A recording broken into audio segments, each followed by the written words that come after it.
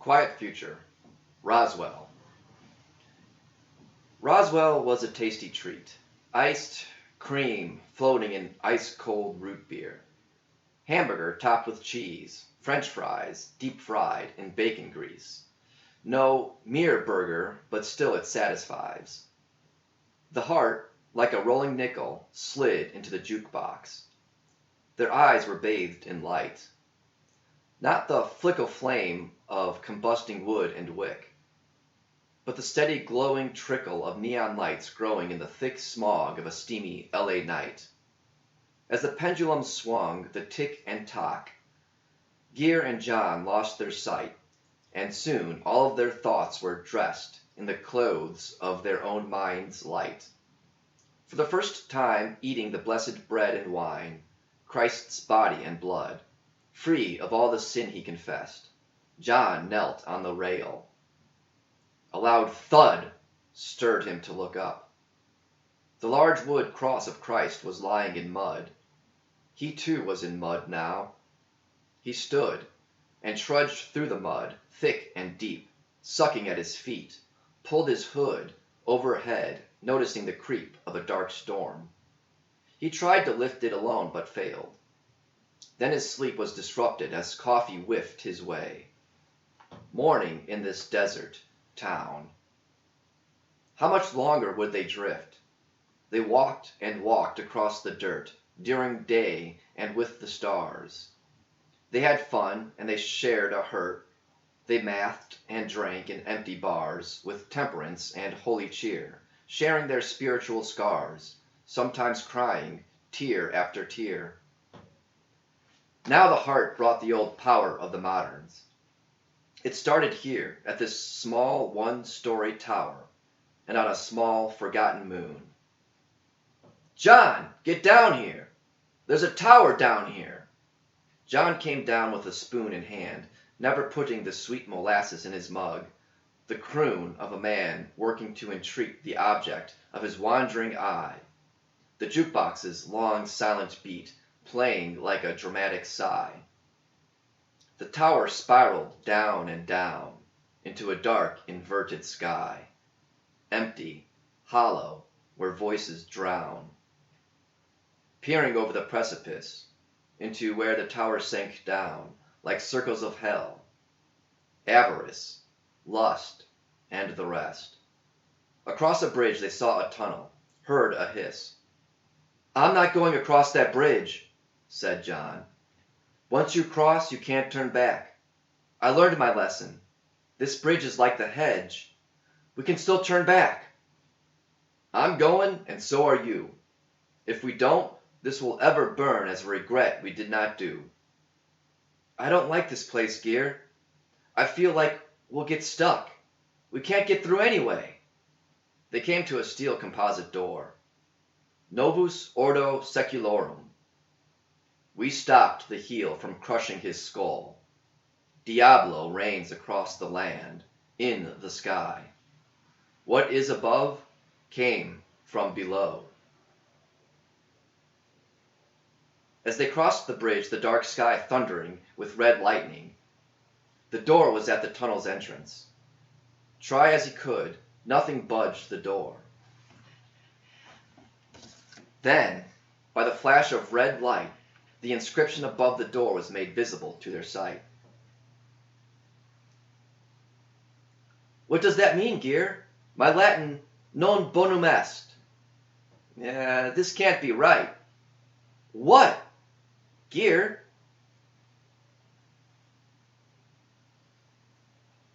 "Gear?" "The city of Satan." "What?" "There was a conspiracy surrounding the arcs. Imagine the arcs as a whole galaxy. What connects them?" "Aster au clou?" "Oh, good. You know your cosmology. French, too. The arcs are like stars, you see, each unique, bound together by a central core. If that's true, this may be the binding tether. But these words cause me grave concern, even more than this hellish weather." They took a few minutes to learn the secret to open the door. Once inside, they could not discern their hand from foot, nor wall from floor. Gear, take the heart out from your bag. It can give light. It got the door. How, John? Just give it a good wag. Gear did that along with a smack, and it gave light as good as a mag. They walked till they came to a track, down a corridor hewn in rock. A carriage of sorts, on the track, lit up as they approached. With mock pluck, Gear entered the wheel-less cart. John followed him, and they heard it lock in place. On a window, a chart appeared, presumably showing their course. "Preparing to depart," came a voice. They felt a growing sensation none on earth had felt since the modern era, owing to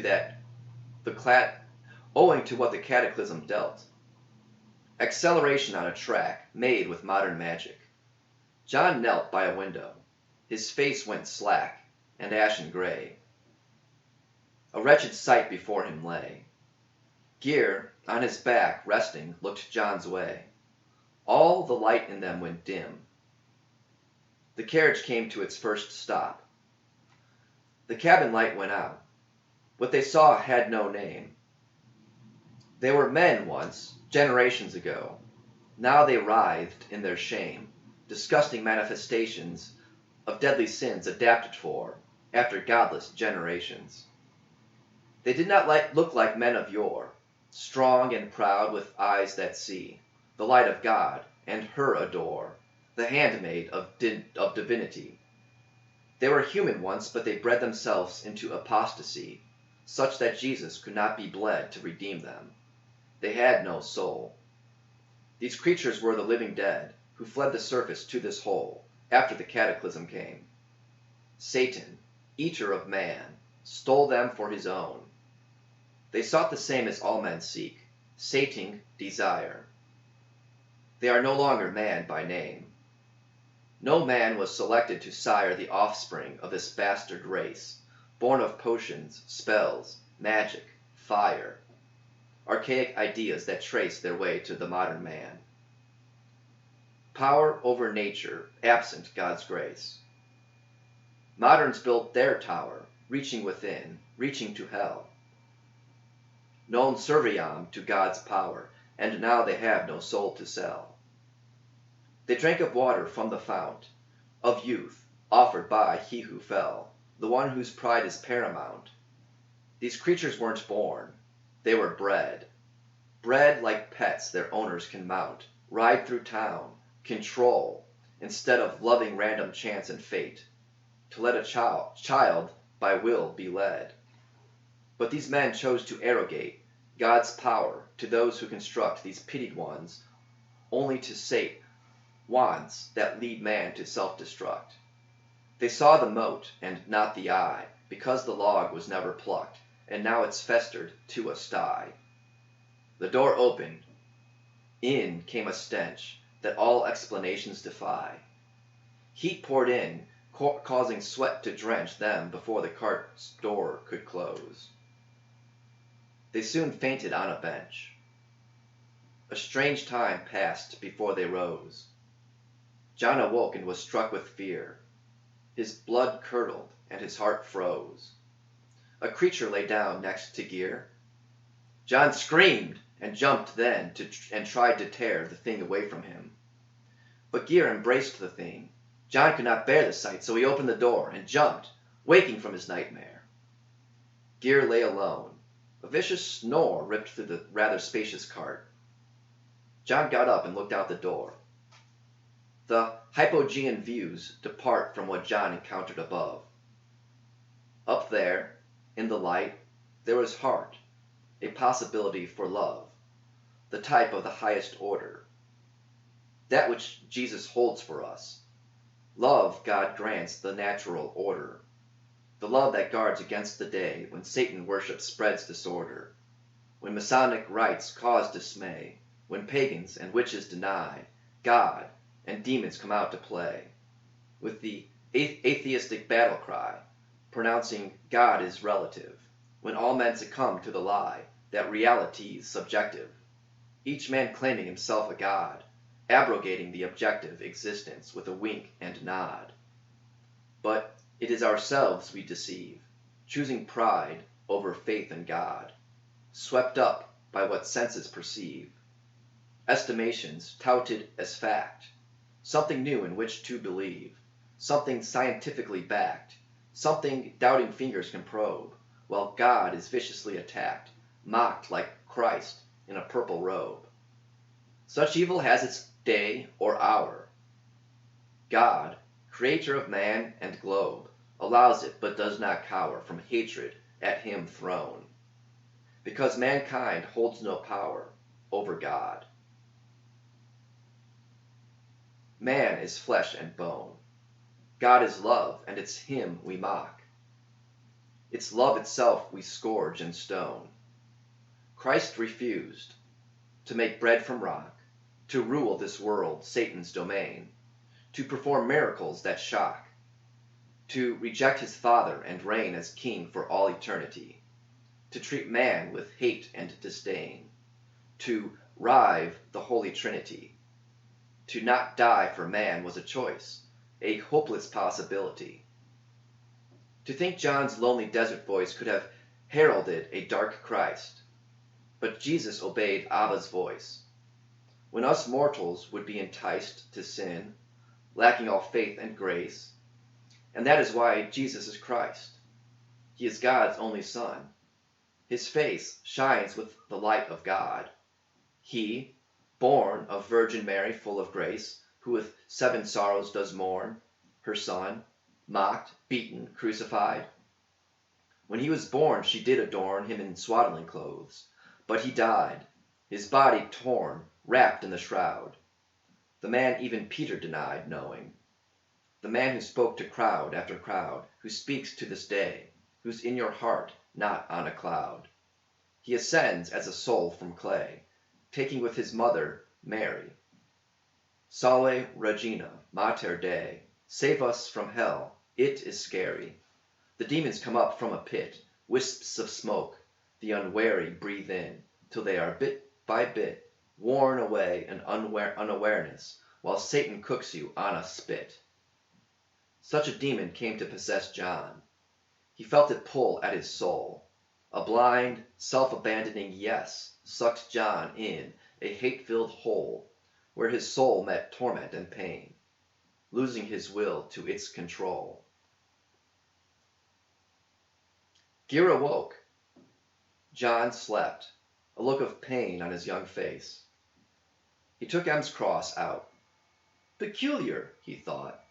The strain on his face deepened at M's cross. Was John possessed? Nah. He left such thoughts in his past. Why keep the cross then? Crept a doubt. It was a crutch for him.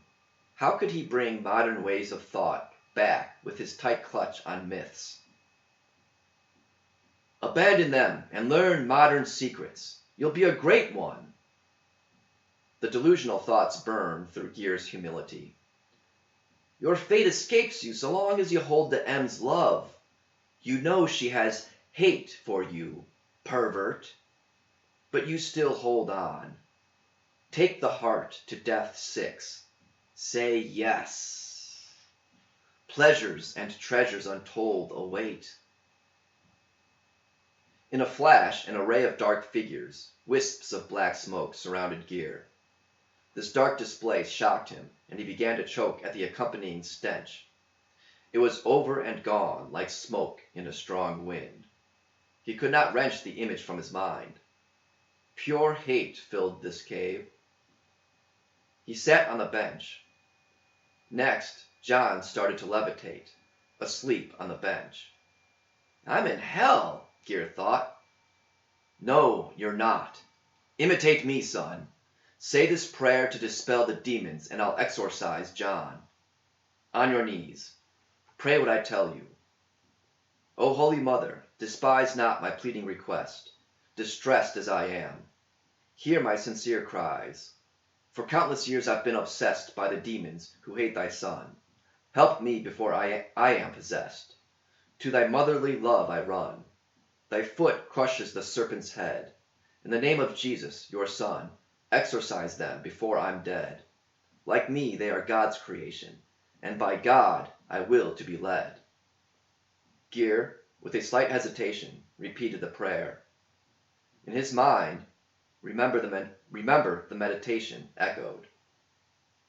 The apparition then signed the cross over John and vanished. The first thing that came to his mind were the prayers long ago banished by him, replaced by the force chain. When Em found out, she admonished him regularly. This will drain you of your faith and rob you of your grace, but the rosary will sustain and help it blossom. Don't replace it with a pagan devotion. Pray the rosary. You can trace it as an ancient devotion. The angelic salutation, devoutly prayed, sets in motion a rhythm for meditation on Christ's life, his sorrow, joy, and glory. His vocation both yesterday and tomorrow is priest.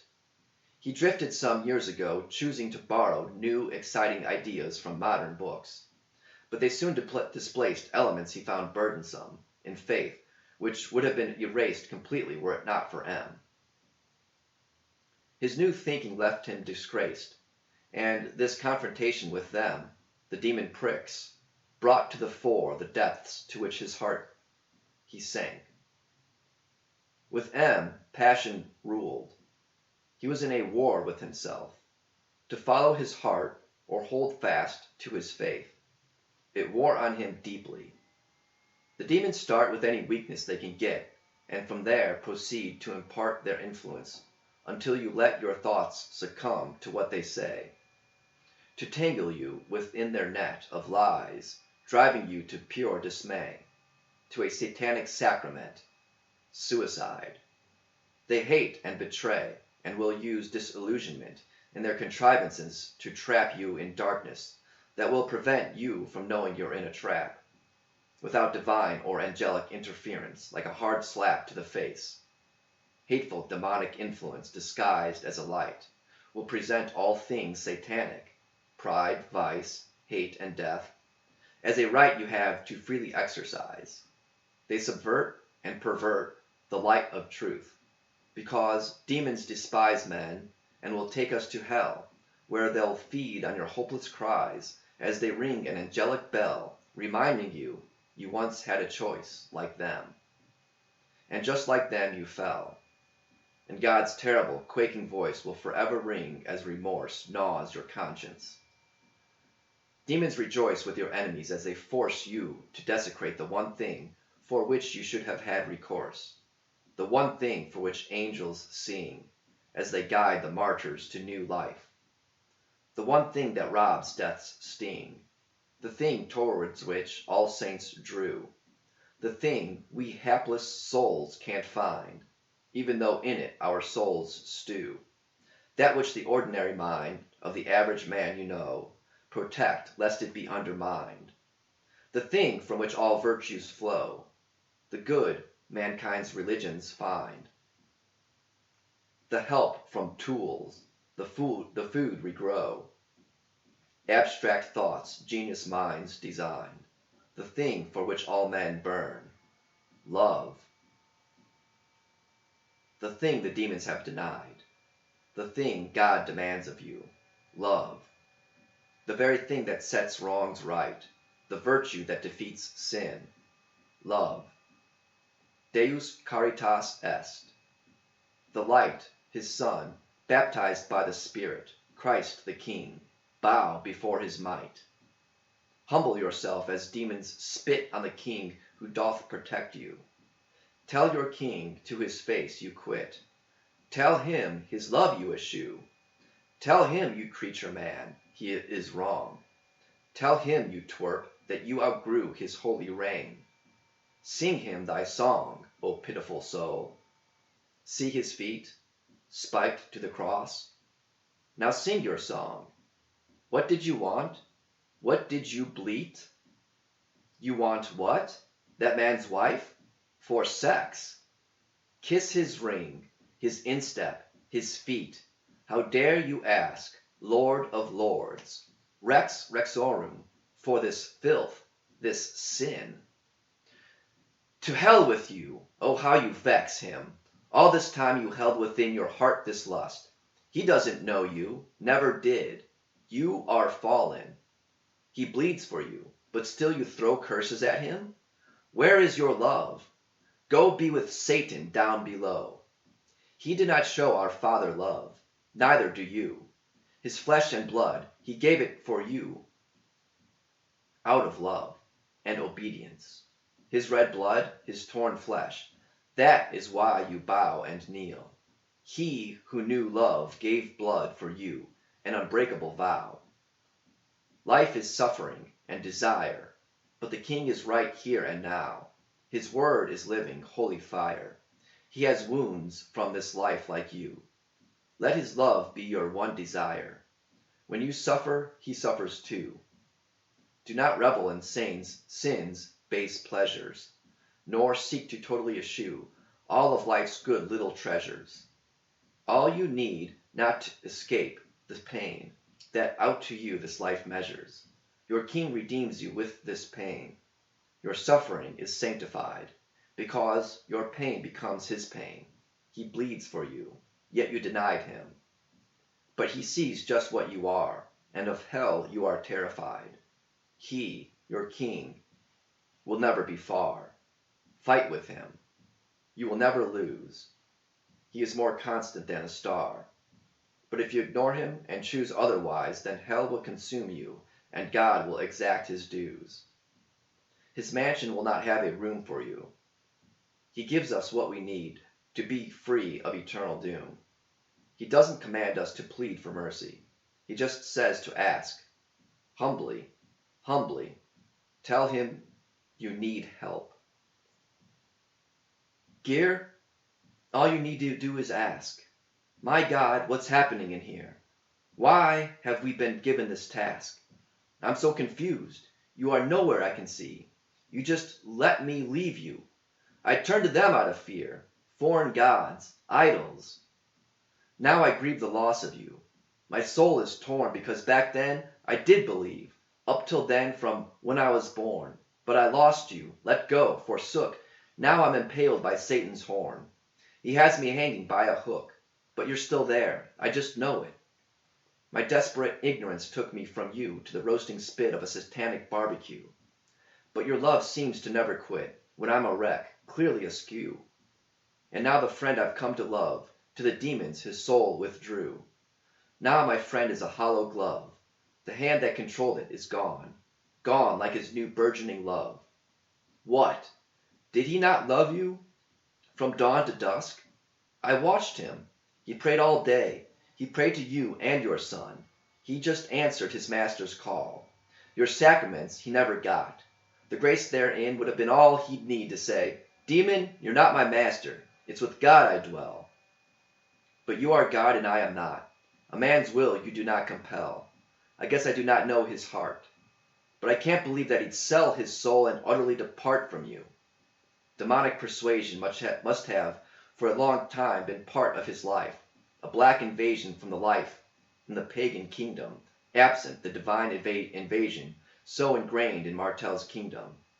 What chance did a man really stand? A pagan, Martel had still come to embrace Christ as a king and prophet of old.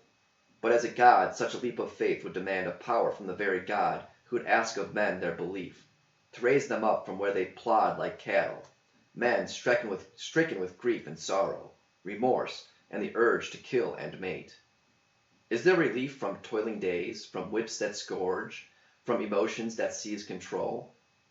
Out of this hell it did emerge, a blast of light out of a hole eternally pitch black and deep, a light heaven's angels extol, a light, warm, golden, rich and deep, the only light that could awake a dead man from eternal sleep, with a mother's soft, loving shake. It was that light that filled the eyes of those who dwelled around the lake, the little bend where the wind sighs as it blows through pine needles and bare-branched oak trees, bringing cold skies of the gods up north to the land of Magnopolis, habitat for men who took a common stand together for sustaining that for which they were born, lived, and died. family. Though pagan, he sat in on Mass when the angels cried for him, and he could not resist angel calls, must not be and he could not resist. Angel calls must not be denied, because they not cease nor desist. When he went with an open heart, something in him came to exist. Some new, maybe hidden part of spirit he was not aware of, grew as old things fell apart. He reasoned it was always there, some strange power of the divine, always catching him unaware, out in nature or at a shrine of his gods or Holy Mother, or a cool breeze fragranced with pine. They were messages from other beings he could not grasp or see, because they were of another realm, a hidden realm of reality, though just as real as food or drink, every bit a necessity. These angelic notes were a link between tangible existence, sweat, pain, blood, and the thoughts men think about life and its persistence after death in the after now.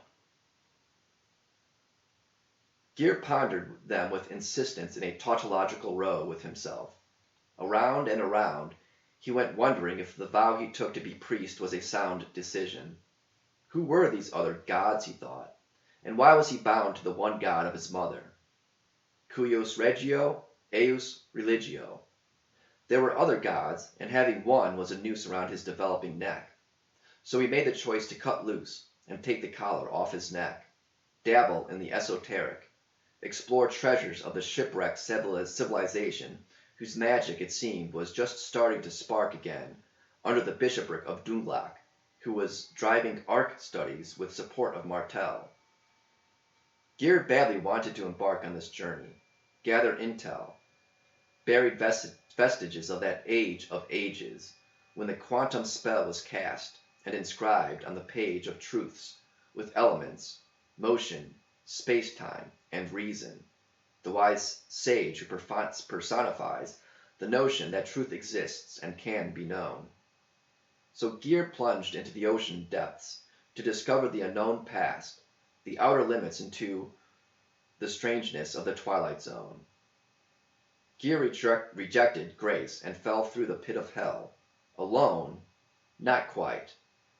Even in that foul, wretched zoo was God as Christ.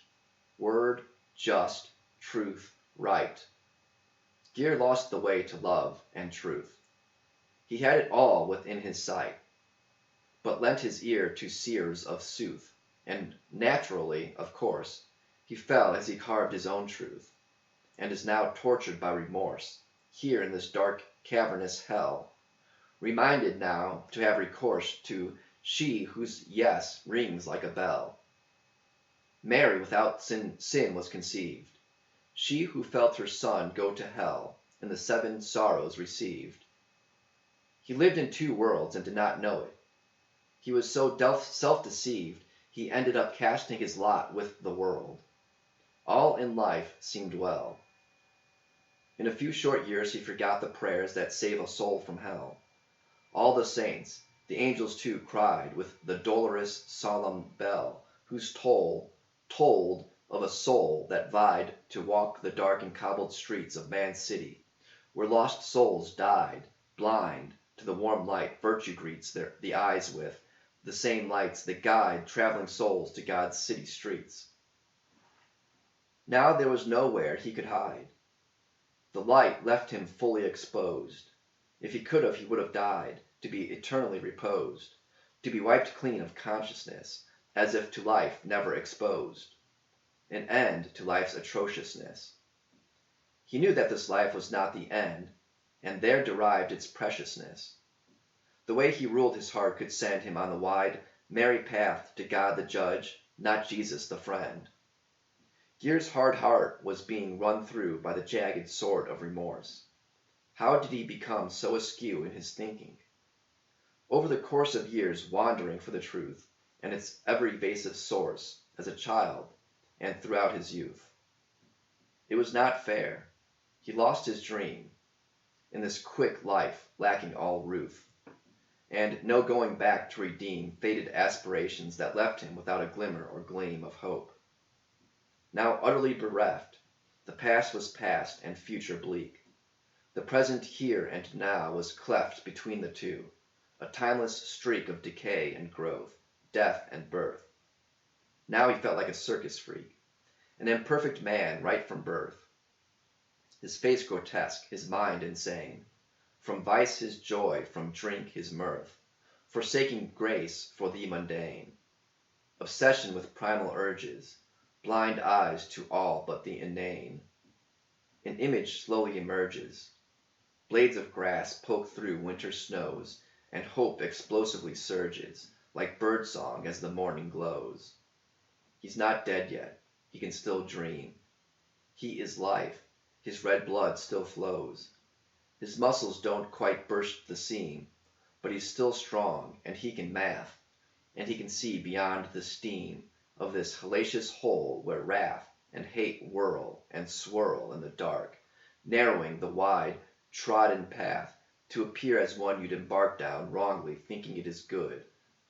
But it's not the road with the spark of divine fire and cross of wood, of incense, holy smoke, and heat. Yes, he was lost in Satan's wood, on the path leading to the street, winding with serpentine intent into the city of defeat, stirring up lusts and discontent as it leads into the speakeasy that converts all the innocent entering into the sleazy nightmare their parents warned them of.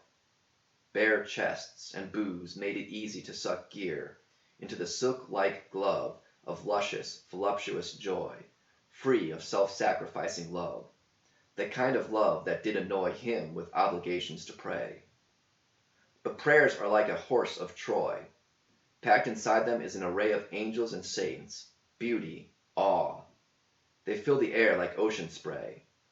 The sea you smelled before you saw its endless blue, brave sailors probe by heaven's fires into the maw of dragons lurking on the globe, where a tear in a space-time seam leads through the door of the wardrobe, where it seems as if in a dream you're in a land where lions talk, at the end of a rainbow's beam, where there grows a magic beanstalk rising out of a rabbit's hole, the hole that led him to their walk, and his thought knocking on his soul.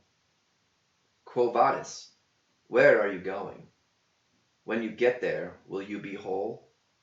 I noticed that you stopped growing after we drifted apart. Why did you turn away knowing we were off to such a good start?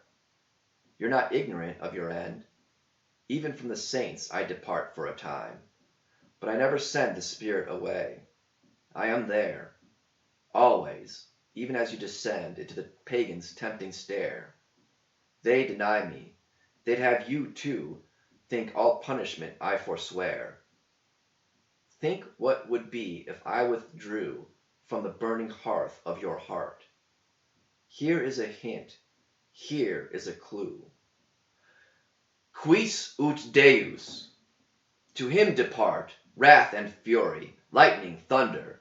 The endless death in hell will start when from God you're rent asunder, banished to him who hates the flesh, who steals your soul as his plunder. Your immortal form he will thresh, because God is love, true and just, and he will get his pound of flesh for each dastardly deed unjust. And so Gear went forward, on and on, tasting the hell of broken trust in God, but never quite full on. Such a shock would obliterate his breath-filled essence, whereupon he would remain and become hate itself in this pit of hell down below old New Mexico State.